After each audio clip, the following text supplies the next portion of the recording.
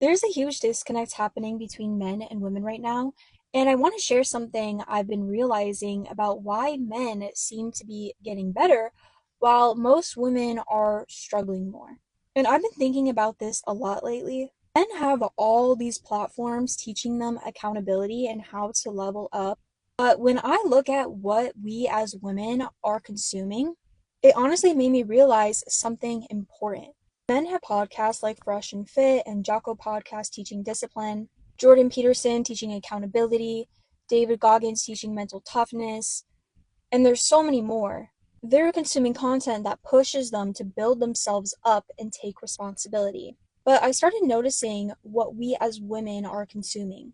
Keeping Up with the Kardashians, Call Her Daddy, Girls Gotta Eat, Real Housewives, Love Island, and there's just so many more.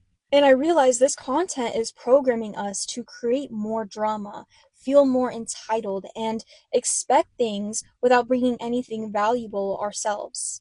I see influencers like Shira7, Miss Sprinkle Sprinkle, teaching manipulation tactics, and others like Ari Keitsia, if that's how you say it, promoting OnlyFans culture, teaching us that our value comes from our sexuality instead of building actual skills or character. So we have reality TV teaching us drama, podcasts teaching us entitlement, and influencers teaching us toxic behaviors. While men are learning discipline, accountability, and how to build real value. I think the reason men don't consume this toxic content is because they don't tolerate drama. But we as women tend to be more drawn to emotional and social content, which makes us more susceptible to this programming. I think men don't consume that content because it's content like that is geared towards pushing and pulling you emotionally, and that often doesn't work well in men's life.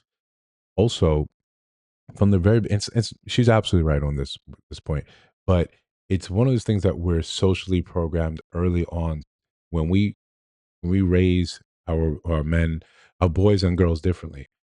Women are often taught that you're already good enough, that as you are intrinsically, your value is already there. And that with men, we're not taught that. We're taught that you're only as good as what you last did, what you last provided. That becomes reflected in our relationships. That becomes reflected in what we consume, becomes reflected in who we are. So you content like that doesn't really appeal to women because what are you trying to improve? What is there left to improve when you intrinsically were taught you're already good as you are?